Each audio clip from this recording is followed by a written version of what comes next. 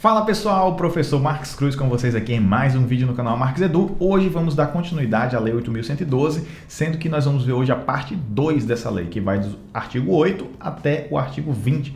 E nós vamos ver aqui várias coisinhas, vou contar um pouco da minha experiência e nós vamos abrir cada artigo aí de forma simples para a gente entender o que realmente é necessário para você, para a sua vida como profissional e também para concursos, como é o nosso foco aqui. Lembrando que nos próximos vídeos eu vou trazer questões de concurso, então já deixo o convite a você para ficar antenado aqui no canal, porque em breve vamos ter mais questões aí voltadas para a Lei 8.112 e já temos muito mais conteúdo por aqui também.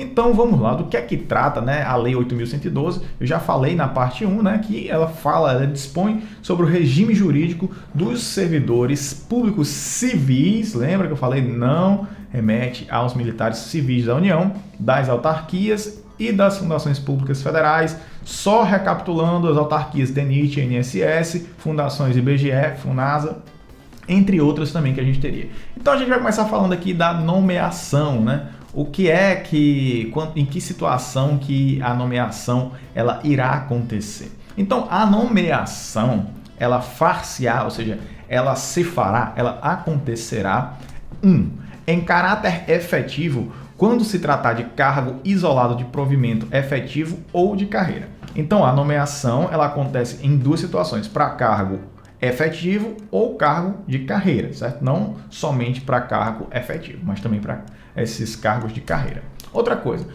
para cargos em comissão também, certo? Então a gente vai ter a nomeação, cargo de provimento efetivo, cargo de carreira, comissão, inclusive na condição de interino, ou seja, na substituição de uma outra pessoa, no caso de cargos de confiança, Às vezes acontece uma pessoa ficar de férias, aí você pode, se você já for servidor, então dependendo da situação, mesmo sem não ser um servidor diretamente efetivo, você assumir um cargo de confiança enquanto a pessoa está impedida, por N razões, pode estar de férias, pode estar uma licença paternidade, maternidade, pode ter, enfim, ter alguma licença saúde, alguma coisa. Então, quando a pessoa estiver impedida, outra pessoa a substitui. Então, para que isso possa ocorrer de forma legal, ela tem que ser nomeada. Então, eu não posso assumir um cargo sem ser nomeado, seja ele de provimento efetivo, carreira ou comissão, mesmo na condição de interino.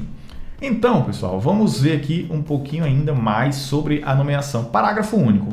O servidor ocupante de cargo em comissão ou de natureza especial poderá ser nomeado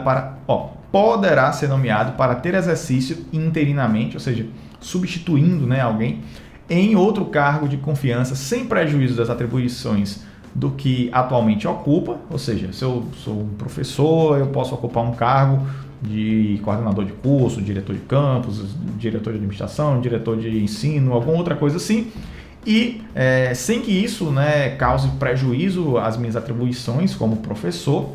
E nesse caso, você tem que optar pela remuneração de um ou do outro, qual é que você vai ficar. Geralmente, quando você está ocupando um cargo que é maior do que o seu, a remuneração ela vai ser melhor, então geralmente opta-se por ter a remuneração do cargo que você está lá naquele período como interino. Geralmente é mais vantajoso, E essa redação ela foi dada pela Lei 9.527, de 10 de dezembro de 1997. Então, pessoal, seguindo aqui, no artigo 10º, a nomeação para o cargo de carreira ou cargo isolado de provimento efetivo depende de prévia habilitação em concurso público de provas ou de provas e títulos. Então, tem que prestar muita atenção nisso, certo? Se falar que, por exemplo, tem uma questão, ela vai dizer que a nomeação para o cargo de carreira de cargo isolado de provimento efetivo depende de prévia habilitação em concurso público de provas e títulos. Está correto? Não está correto. Por quê? É de provas ou de provas e títulos.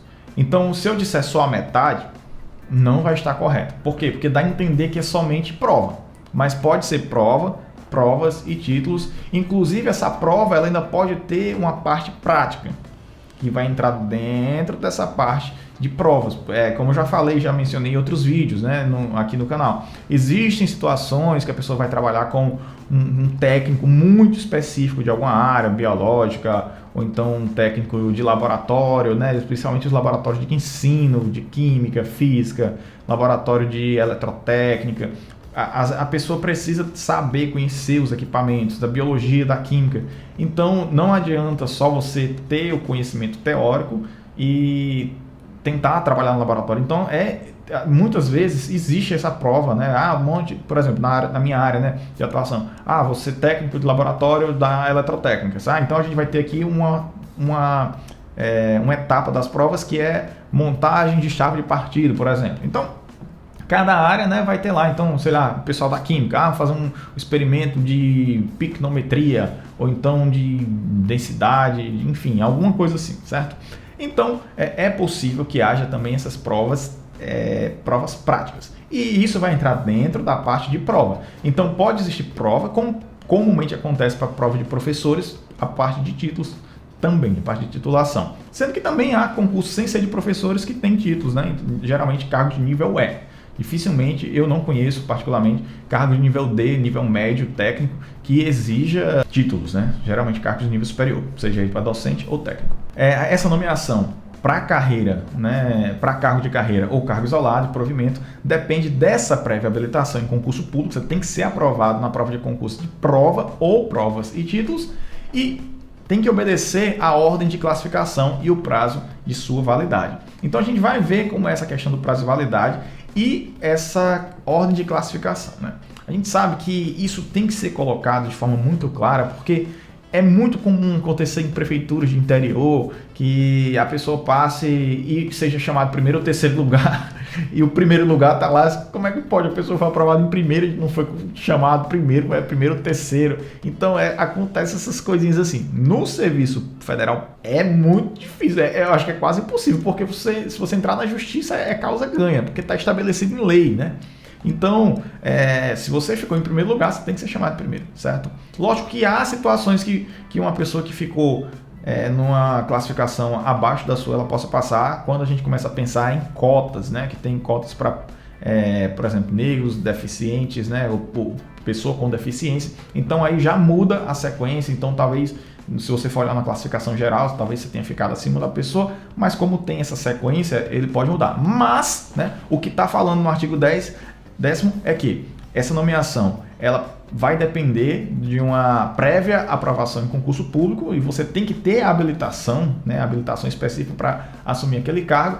E para você, de fato, assumir aquele cargo, você tem a forma com que vai ser chamada tem que ser obedecida à ordem de classificação e também o prazo de validade. Também não posso convocar uma pessoa enfim, fazer todo o processo de nomeação de posse e entrada em exercício se o concurso já venceu, né? Também isso aí é ilegal, né? Então, pessoal, nós estamos vendo aqui que os demais requisitos para ingresso e desenvolvimento do servidor na carreira, eu já fiz um vídeo aqui falando sobre as carreiras dos técnicos administrativos em educação, que vai do nível A, B, C até o E, certo? Então, se você quer conhecer melhor isso aqui, já tem uma lei aqui que eu já deixei, certo? Aqui no canal, vou deixar aqui em cima também para vocês. Vocês podem ver, tem uma playlist com o nome IFCE, e aí vocês já podem ter acesso a todas essas leis que eu já gravei. Então, esses requisitos para ingresso, o desenvolvimento, né, do servidor, que é a carreira do servidor, ela, mediante promoção, será estabelecida pela lei que fixar as diretrizes do sistema de carreira da administração pública federal e outros regulamentos também,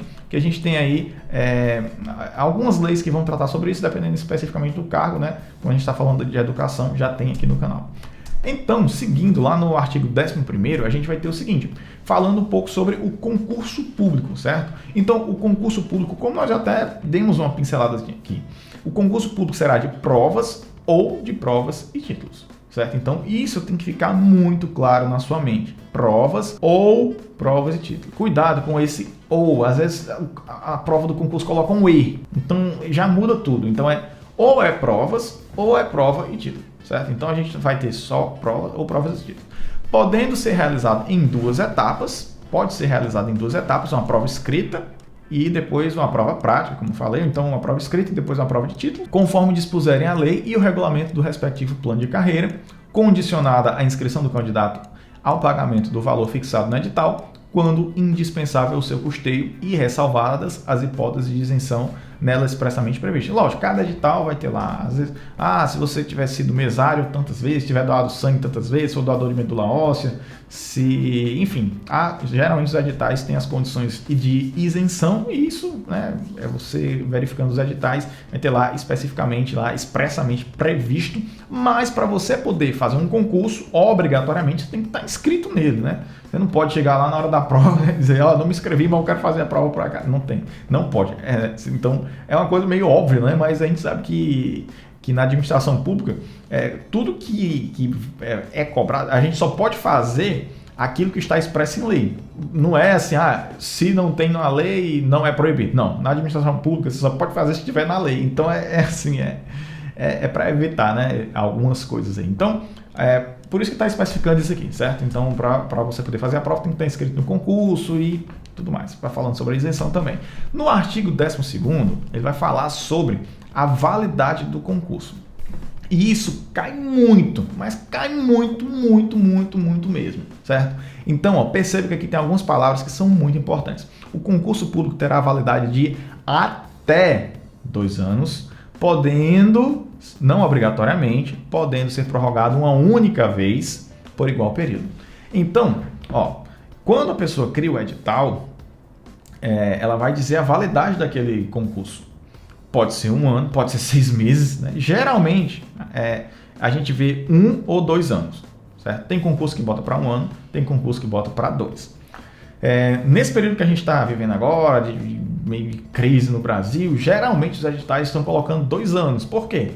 Porque colocando 2 anos e ainda podendo ser prorrogado uma única vez por igual período, ou seja, pode ir até 4 anos. Então, como a gente pode fazer concurso, não pode fazer concurso, está toda hora desse jeito. Então, o pessoal que está abrindo concurso agora está querendo usar o máximo prazo, né, que seja possível dentro da legalidade. Então, geralmente, eles estão adotando 2 anos. Mas não é obrigatório. Se quiser colocar 1 ano, 1 ano e meio, só fala... A legislação ela só fala o concurso público terá validade de até 2 anos, não fala o mínimo. Então, se eu quiser botar 1 ano, pode, 8 meses, pode, certo? Lógico, né, que tem que fazer sentido isso também. Vou botar um concurso valendo 3 meses, não faz sentido, né? Então, geralmente é 1 ou 2 anos. E um detalhe, né? Se esse concurso, né, ele tiver uma validade de 1 ano e meio, falando, é possível, né? Então, ele só poderia ser prorrogado por mais 1 ano e meio. Então, perceba, quando a gente fala na primeira linha, no início, o concurso público terá validade de até 2 anos, ou seja, é arbitrário, eu posso escolher o tempo, podendo ser prorrogado uma única vez, ou seja, eu posso prorrogar somente 1, não 2, não 3, somente uma vez, por igual período. Ou seja, se eu disser que o concurso tem 1 ano e meio, eu não posso prorrogar para 2 anos depois.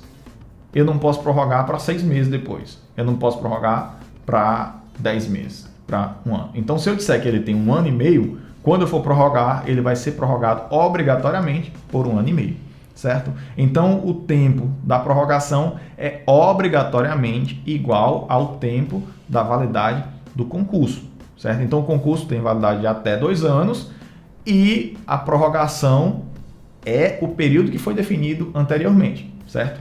Então, se você pensar assim, então quer dizer que a prorrogação também é até 2 anos? Sim, é até 2 anos, condicionado o quê? Ao tempo que foi adotado na validade inicial. Então, reforcem muito isso na mentalidade, na cabeça de vocês, porque isso cai muito. Se o concurso valia 1 ano e 8 meses, qual o período total? Então, você sabe, vai ser 1 ano e 8 meses, mas 1 ano e 8 meses, certo? Não poderia prorrogar por um período menor nem maior, tem que ser exatamente aquele que era a data, que era o período inicial. O prazo de validade do concurso e as condições de sua realização serão fixados em edital, que será publicado no DOU, né, que é o Diário Oficial da União, ou tem gente que chama DOU, né, o DOU, e em jornal diário de grande circulação. Então, tem que ser divulgado, né, no Diário Oficial da União e em jornais de grande circulação, como a gente tem aqui no Ceará, vários, enfim, no Brasil todo, né, a gente tem aí vários jornais. Não se abrirá novo concurso enquanto houver candidato aprovado em concurso anterior com prazo de validade não expirado. Isso aqui, pessoal, é o que faz o artigo 12º, né, essa primeira partezinha dele aí, às vezes causar essa não opção dos 2 anos. Às vezes a pessoa quer optar por 1 ano. Por quê? Porque ela quer abrir concurso para uma vaga que só vai surgir depois. Por quê? Se eu tenho uma pessoa aprovada numa vaga específica e eu quero abrir concurso para outra área, não posso. Por quê? Só posso abrir um novo concurso depois que não houver mais uma outra pessoa aprovada nesse concurso que eu fiz anteriormente. Então, se eu botei 2 anos, prorroguei esse meu concurso por mais 2 anos, eu só posso abrir um novo concurso depois que não tiver nenhum aprovado. É possível que em 3 anos não tenha mais nenhum aprovado? É possível também, certo? Então, aqui ele não fala que não se abrirá concurso enquanto tiver vigente a prorrogação do concurso. Não, ele fala que não se abrirá concurso enquanto houver candidato aprovado em concurso anteriormente com prazo de validade não expirado. Então, se a validade não tiver expirado, tiver uma pessoa aprovada, eu não posso nem lançar um edital. E às vezes acontece isso, eu já vi em muitos casos. A pessoa lança, lógico, faz a minuta, né, que é mostrando como vai ser o edital, o que é que vai ter, que não é o edital de fato ainda, né, que é uma prévia do edital, a minuta, e aí finda errando às vezes por um dia. Já vi isso, aconteceu umas 2, 3 vezes. Aí a universidade, enfim, a empresa, né, a universidade, a instituição, ela lança esse edital 1, 2 dias, pensando que não posso abrir concurso, pensando assim, não pode no dia da posse ter uma pessoa ainda aprovada no concurso anterior. Não é isso. Eu não posso nem lançar o edital, não posso abrir o concurso se ainda tiver uma pessoa aprovada no concurso anterior, né, dentro do prazo de validade. Então tem que tomar muito cuidado com isso. Agora, pessoal, eu estou pensando aqui à luz da 8.112. Existem situações fora da 8.112 que é possível. Eu posso abrir concurso? Já existem aí algumas jurisprudências do STF que liberam, né, as súmulas, né, que liberam, sendo que quando você faz o concurso, aí tem que chamar de acordo com a classificação do concurso anterior. Então, pensa a confusão. Imagina, você faz um concurso, você fica em primeiro lugar, mas quem vai assumir é a pessoa que estava aprovada no concurso anterior. Então, é uma confusão muito grande, é uma baita confusão. Então, é muito mais prático para as universidades, para as instituições públicas não fazerem isso e respeitar o que está aqui na 8.112, certo? Então, pensando na letra da 8.112, à luz da 8.112, não podemos abrir concurso se houver algum aprovado dentro do prazo de validade, ou seja, que o concurso não tenha expirado ainda, tá bom? Guardem essa informação. E já quero pedir a você que ainda não é inscrito no canal para aproveitar agora para deixar o seu like e se inscrever. Convido, se você está gostando até agora, né? Se você não gostou ainda, segura o like aí, segura. Pode ficar tranquilo, não tem problema não. Vamos ver se até o final você gostar, você deixa o seu like. Mas agora eu gosto sempre de deixar esse momento aqui para a gente desafogar um pouquinho, para não ficar também conteúdo demais. Então você dá uma pausa, toma uma aguinha, dá uma respirada e vamos lá. Então vamos falar agora da posse e do exercício, certo? Então estamos entrando agora no artigo 13º e a gente vai entender como é que acontece a posse, o que é que significa de fato a posse, né? Tome posse da sua vitória, significa pegar para você, certo? Então a posse, ela vai acontecer, ela dar-se-á, ela acontecerá, ela se dará pela assinatura do respectivo termo, no qual deverão constar as atribuições, os deveres, as responsabilidades e os direitos inerentes ao cargo ocupado, que não de forma alguma poderão ser alterados unilateralmente, ou seja, um lado só não pode mudar as atribuições, os direitos do cargo, certo? Se for um lado só, ele não pode mudar por qualquer das partes, tanto se for da instituição quanto do servidor, ressalvados os atos de ofícios previstos em lei. Ou seja, pessoal, aquilo que eu falei na outra aula, não podem ser alterados unilateralmente. Aí então se perguntar uma questão, pode ou não pode? Não pode, certo? Agora, existe uma ressalva que se tiver algum ato previsto em lei, sim. Então, a regra não pode, pronto, de forma simples e claro.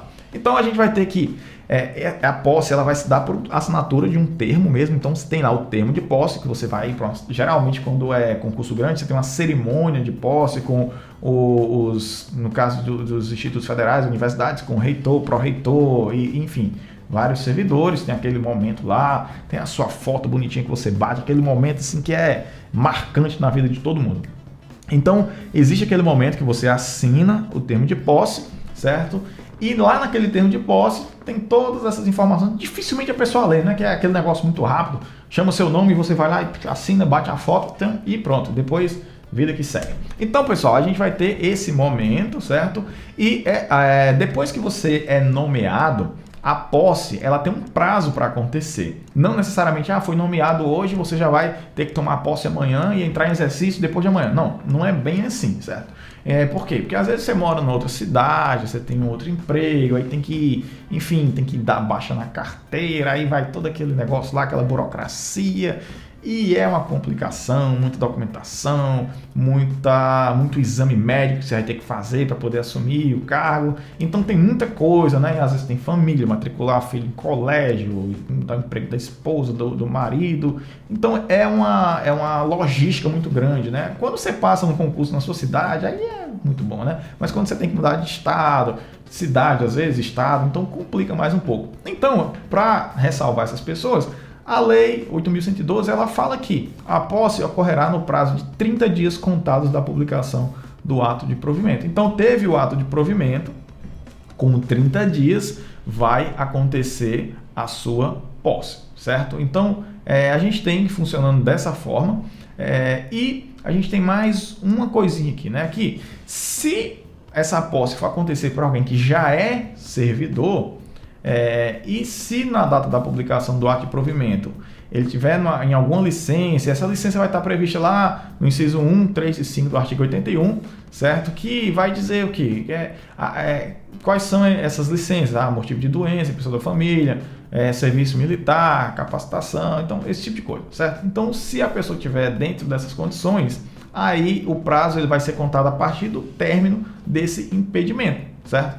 Então, no caso, e se a gente está tratando desse servidor, na data da publicação do provimento, ele não está apto por essas razões específicas, então o prazo de 30 dias, ele vai ser contado a partir do término do impedimento. Então, o prazo ele pode ser maior. Mas qual é a regra?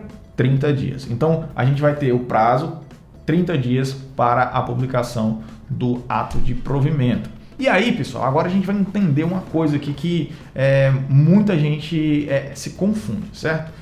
São esses prazos. Vamos explicar melhor a questão dos prazos. Então, a gente vai ter, primeiramente, vamos pensar aqui, a nomeação, certo? O que é essa nomeação? A nomeação é um ato administrativo que, na verdade, está dizendo assim, está dando um nome, está nomeando, está dizendo que o seu nome está específico para aquele cargo, certo? Está nomeando, dando nome ao seu, você vai para cá. Você vai para cá, esse cargo, fulano de tal, cargo tal, pronto. Isso aí é a nomeação.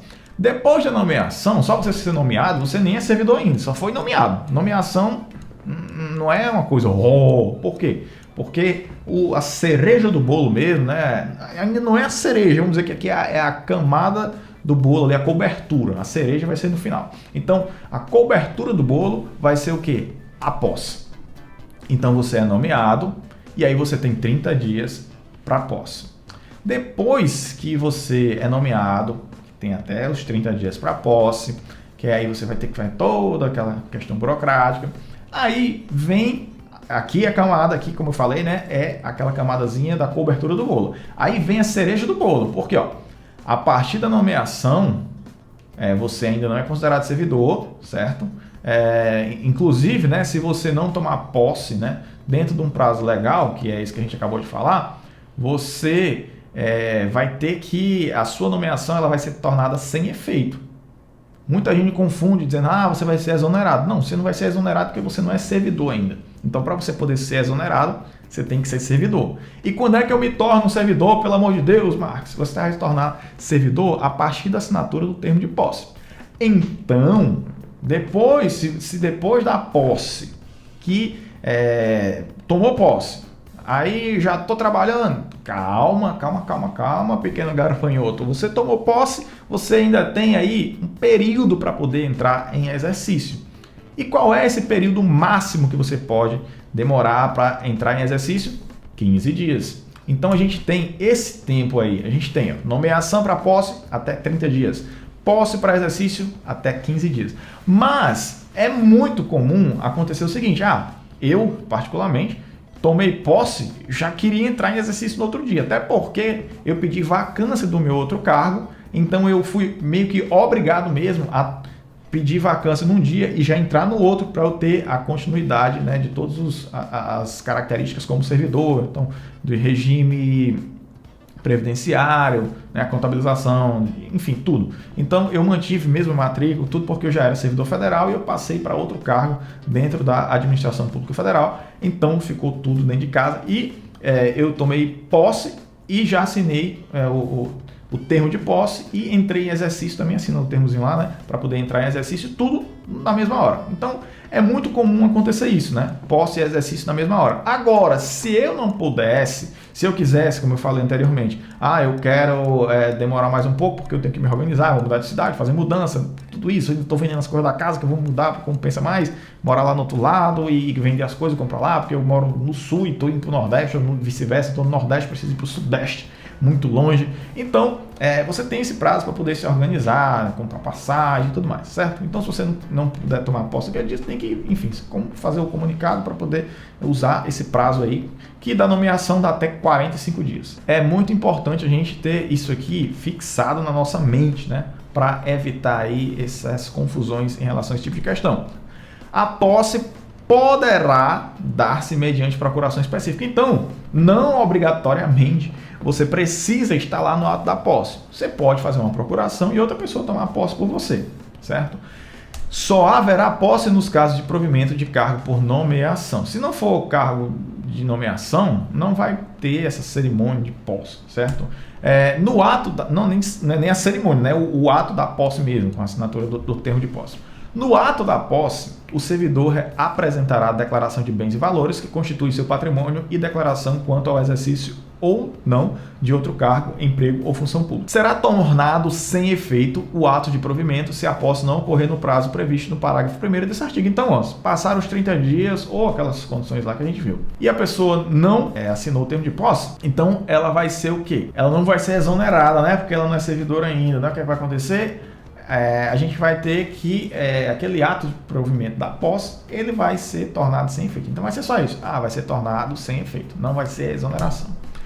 No artigo 14, a gente vai ter o seguinte, que a posse no cargo público dependerá de prévia inspeção médica oficial. Então, pessoal, quando você vai fazer, quando você passa, que você é aprovado, vão passar uma lista de exames que você tem que fazer e esses exames, né, eles vão passar por geralmente uma junta médica, certo? Então você faz os exames, alguns exames só podem ser particulares, outros têm que ser públicos, enfim, depende aí de cada instituição. Então, assim, há uma bateria de exames para fazer e depois de fazer todos esses exames aí, você vai apresentar à instituição. Então, aqui não está estabelecido na lei, mas só para dizer a você, não é a instituição que vai pagar os seus exames, não, é você que está interessado em entrar naquele cargo, você vai lá, se tiver plano de saúde, se não tiver, tenta pelo SUS, enfim, tem que procurar fazer os exames e levar para a instituição. De lá, eles vão apresentar uma junta médica, que são vários médicos, e essa junta médica vai avaliar se você está apto ou não para tomar posse naquele cargo, certo? Então, a posse do cargo público ela vai depender dessa prévia inspeção médica oficial, certo? Também não é você que vai pagar um médico lá e vai dizer tudo. Não, ele geralmente, né? Não é nem geralmente, é assim que acontece. Algum médico ou da própria instituição, credenciado da instituição, ele vai fazer aí essa análise, certo? Se você está apto ou não. E aí, imagina, você passa no concurso, você é aprovado, prova escrita, só poderá ser empossado aquele que for julgado apto física e mentalmente para o exercício do cargo, né? Como eu falei. Então, você tem que ver a compatibilidade da sua condição física e mental para assumir aquele cargo. Dificilmente, raras vezes acontece, mas é possível que você tenha conseguido passar em todas as etapas e quando chega nesse momento específico aqui, você não atenda, infelizmente, certo? Então está estabelecido em lei também e é a junta médica que vai julgar isso. Isso é muito importante também. Vamos lá, artigo 15º, a gente vai ter que o exercício, o que é o exercício que a gente tem falado, né? O que é entrar em exercício? Será que eu tomei posse, como eu já falei, você tem 15 dias, né, para entrar em exercício. E se eu não entrar em exercício? Aliás, o que é o exercício, né? Como eu estava dizendo aqui. Então, o exercício é o efetivo desempenho das atribuições do cargo, ou seja, é você desempenhar a função para a qual você foi aprovado no concurso. Então, eu sou professor, o que é o efetivo exercício? É eu ministrar uma aula, né? Eu preparar uma aula, ministrar uma aula, certo? Então, o exercício é o efetivo desempenho das atribuições do cargo público ou da função de confiança. Como eu já falei, é de 15 dias o prazo do servidor empossado em cargo público entrar em exercício, contados a data da posse. Então, tomou posse, tem até 15 dias, certo? Não é 15 dias, você tem até 15 dias, pode entrar antes. Porque, como eu já falei, né, você pode até entrar em exercício na mesma hora. Que mais? Vamos lá. O servidor será exonerado do cargo ou será tornado sem efeito o ato de sua designação para a função de confiança. Quando o servidor é exonerado do cargo? Se o servidor tomar posse e não entrar em exercício em até 15 dias. Então ele é exonerado. Por quê? Porque ele já é servidor. Agora, quando é que é tornado sem efeito? É tornado sem efeito quando ele só foi nomeado e não tomou posse. Parágrafo 2º vai dizer que o servidor será exonerado do cargo ou será tornado sem efeito o ato de sua designação para a função de confiança se não entrar em exercício nos prazos previstos neste artigo, conforme observado no disposto do artigo 18. Como a gente acabou de ver, seguindo aqui, estamos já caminhando quase para a reta final. A autoridade competente do órgão ou entidade para onde for nomeado ou designado o servidor, compete dar-lhe o exercício. Então, quem vai dar o exercício à pessoa é essa entidade, a instituição que você está trabalhando, o órgão ou entidade, certo? O início do exercício de função de confiança coincidirá com a data de publicação do ato de designação, salvo quando o servidor estiver com licença ou afastamento por qualquer outro motivo legal, hipótese em que recairá o primeiro dia útil após o término do impedimento, que não poderá exceder a 30 dias da publicação, certo? Então a gente vai ter essa condição também estabelecida e vamos seguindo aqui. No artigo 16º, o início, a suspensão ou a interrupção e o reinício do exercício serão registrados no assentamento individual do servidor. Parágrafo único. Ao entrar em exercício, o servidor apresentará ao órgão competente os elementos necessários ao seu assentamento individual.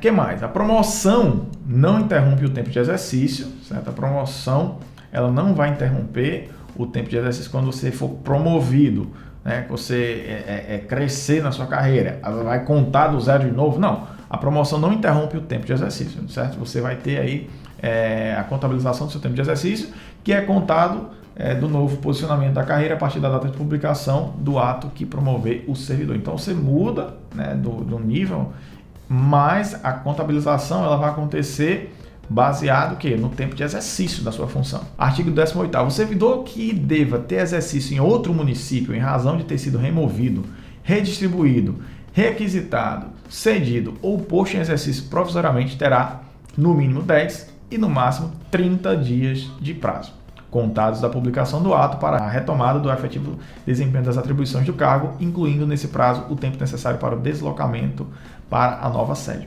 Então, existe essa remoção que acontece com servidores, né? Às vezes, como, por exemplo, nos institutos federais tem muitos campi, né? É uma instituição multicamp, então a pessoa eventualmente ela quer fazer aquele rodízio, sair de uma cidade para uma outra mais próxima da família, uma cidade que é às vezes a capital, então quer ir para o interior, que é mais tranquilo, enfim, a pessoa tem lá as suas necessidades de mudança de cidade, então ela vai lá. E quando isso acontece, para você poder mudar de uma cidade para outra, você tem no mínimo 10, no máximo 30 dias para poder fazer essa mudança, né, de localidade, de onde você está para onde você vai.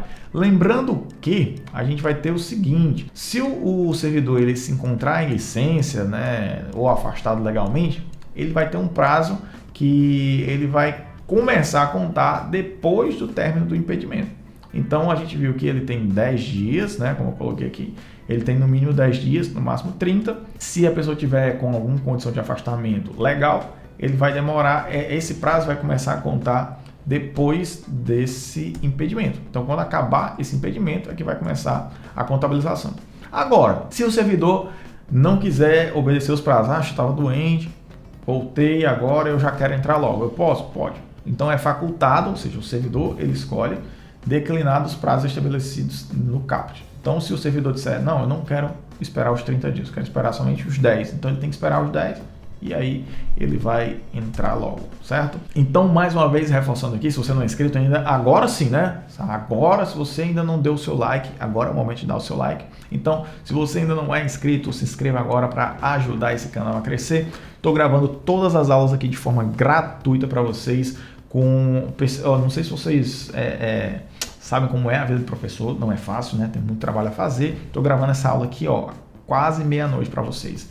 Então é com o objetivo unicamente de ajudar vocês, de ver o crescimento, de receber aí futuros colegas na profissão, que eu estou gravando esses vídeos. Então, se você puder deixar um comentário, deixa um comentáriozinho aqui para fortalecer o canal e principalmente para me deixar mais motivado para gravar novos vídeos, eu agradeço bastante. Qualquer coisa, você fala, sou obrigado pela aula, ou então tirar alguma dúvida da questão, qualquer coisa, certo? Só para fortalecer e deixar aquele ânimo, o gás, né, como a gente fala, para poder gravar próximos vídeos. Vamos seguindo aqui agora, estamos quase no finalzinho. Os servidores cumprirão, né, falando da posse do exercício, na seção 4, os servidores cumprirão jornada de trabalho fixada em razão das atribuições pertinentes aos respectivos cargos, respeitada. E a gente vai falar agora sobre o horário semanal. Então tem a duração máxima semanal, né, a duração máxima do trabalho semanal de 40 horas, ou seja, o máximo é 40 horas. Então os servidores eles vão trabalhar de segunda a sexta normalmente, certo? Segunda a sexta.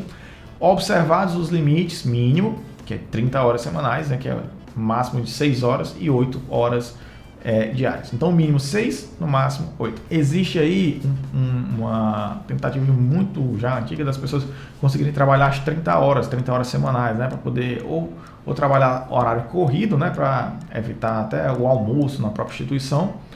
E existe, até onde eu sei, algumas instituições conseguiram, não sei dizer especificamente para vocês. Eu sei que algumas pessoas podem optar com redução de salário proporcional, né? Você faz a regra de 3 aí. Você ganharia o salário cheio com 40 horas e aí você pede a redução, você vai ganhar 75% do que seria seu salário. Algumas pessoas optam por isso para ter mais qualidade de vida, apesar de ganhar menos, né?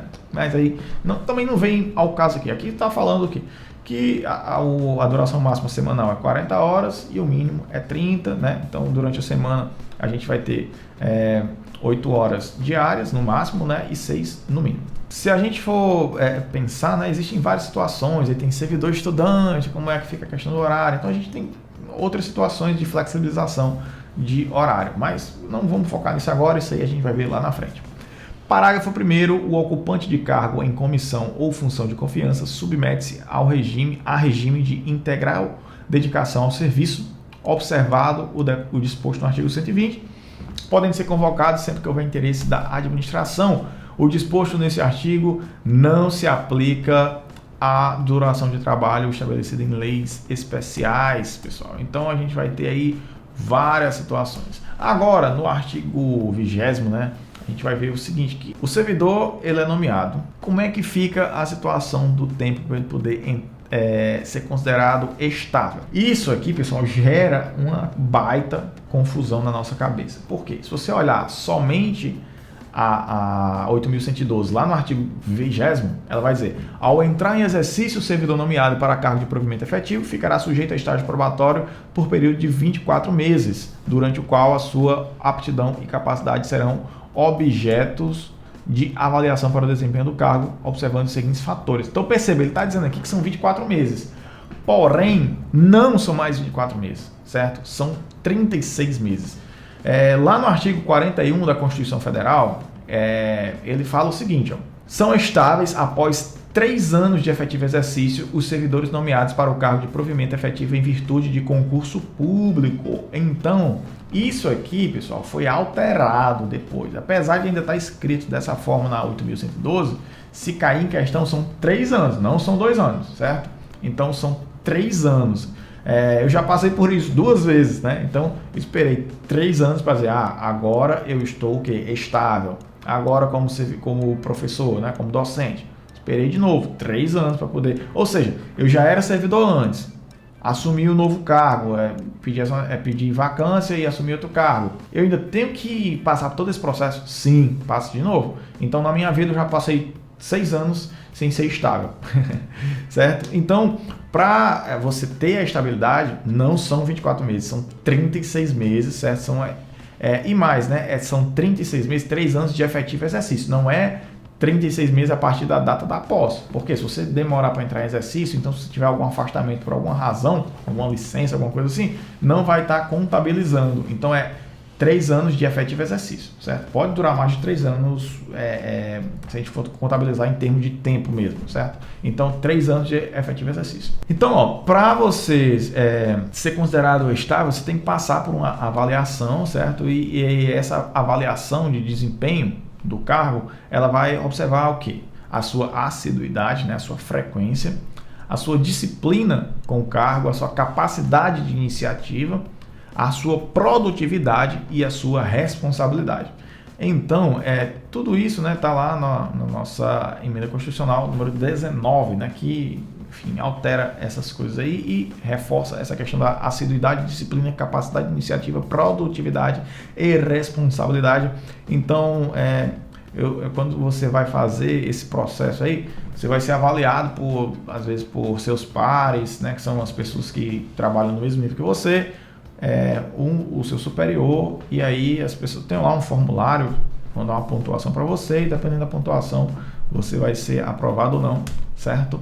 Então, pessoal, isso você tem que fazer quando estiver faltando 4 meses, né? Então, quando estiver faltando 4 meses, eu fiz isso agora ano passado, né? Quando faltava 4 meses, eu tomei posse em julho, então foi mais ou menos em março, né?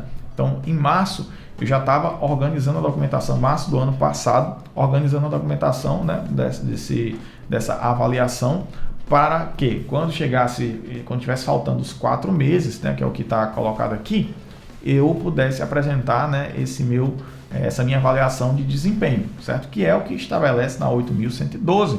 Então é isso que é colocado mesmo de fato lá na prática para a gente. Então, 4 meses antes do fim do período do estágio probatório, será submetida a homologação de autoridade competente a avaliação do desempenho do servidor, realizada por comissão constituída para essa finalidade, ou seja, tem uma comissão específica para isso, de acordo com o que dispuser a lei ou regulamento da respectiva carreira ou cargo, sem prejuízo da continuidade de apuração dos fatores enumerados nos incisos de 1 a 5 do caput deste artigo, como a gente acabou de ver, assiduidade, enfim, tudo isso, certo? Então, é isso aí que a gente vai ter. O servidor não aprovado no estágio probatório será exonerado, olha aí, ou, se estável, reconduzido ao cargo anteriormente ocupado. Pronto, no meu caso, pessoal, se, digamos que eu do meu cargo atual, eu não tivesse tido um bom desempenho, certo? Como eu pedi vacância do meu outro cargo, eu seria reconduzido ao meu cargo anteriormente ocupado, certo? Então, é por isso que é importante, né, a estabilidade. Eu sou estável, eu passei em outro concurso dentro da área da Administração Pública Federal, eu posso pedir a vacância, ou seja, minha vaga fica garantida lá por 3 anos. Caso eu não... 3 anos, que é justamente o período aqui, né, do estágio probatório. Então, caso eu não seja aprovado, né, se eu for exonerado do meu cargo, se eu for estável no meu outro lá, que eu pedi vacância, só posso pedir vacância se eu for estável, eu vou ser reconduzido ao meu cargo, ou seja, eu não perderia tudo, né? Eu ainda teria meu cargo lá de volta, certo? O servidor em estágio probatório poderá exercer quaisquer funções, cargos de provimento em comissão ou funções de direção, chefia ou assessoramento no órgão ou entidade de lotação e somente poderá ser cedido a outro órgão ou entidade para ocupar cargo de natureza especial, cargos de provimento em comissão do grupo de direção e assessoramento superiores, que são os DAS, de níveis 6, 5, 4 ou equivalentes. Ao servidor em estágio probatório somente poderão ser concedidas as licenças e os afastamentos previstos nos artigos 81, incisos 1 a 4, 94, 95 e 96, bem como afastamento para participar de curso de formação decorrente de aprovação em concurso para outro cargo na administração. Então acontece de pessoa passar, por exemplo, concurso de técnico. Tem um colega meu, aconteceu isso agora há pouco tempo. Técnico, passou, outro colega também lá atrás, né? Técnico passou no concurso da PRF e lá tem um curso de formação. Então ele pode pedir exercício e ficar, né, ainda como se fosse uma vacância, né? Ele vai pedir, ele tem essa licença, esse afastamento, né, para ele poder fazer esse curso de formação, né? Porque ele passou em um outro concurso dentro da Administração Pública Federal. E aí, né, o estágio probatório dele ficará suspenso durante essas licenças, né, caso ele não esteja ainda estável. Então é interessante isso, né, que ele não necessariamente precisa estar estável para ter direito a essa licença. Então o estágio probatório ficará suspenso durante as licenças e afastamentos que a gente tem lá no artigo 83, 84, parágrafo 1º, 86 e 96, bem assim na hipótese de participação em curso de formação, e será retomada a partir do término do impedimento. Isso aí foi incluído em 1997, 10 de dezembro. Então, pessoal, era basicamente isso que eu ia trazer para vocês hoje aqui nesse vídeo, certo? No próximo vídeo nós vamos fazer questões.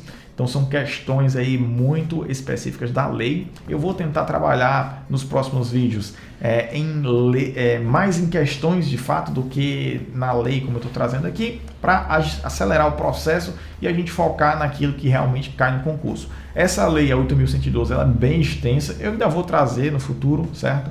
Mas agora o concurso do IFCE, por exemplo, já é no próximo mês, não sei quando você está vendo esse vídeo, certo? Mas a lei, tudo que eu falei aqui continua valendo, tá?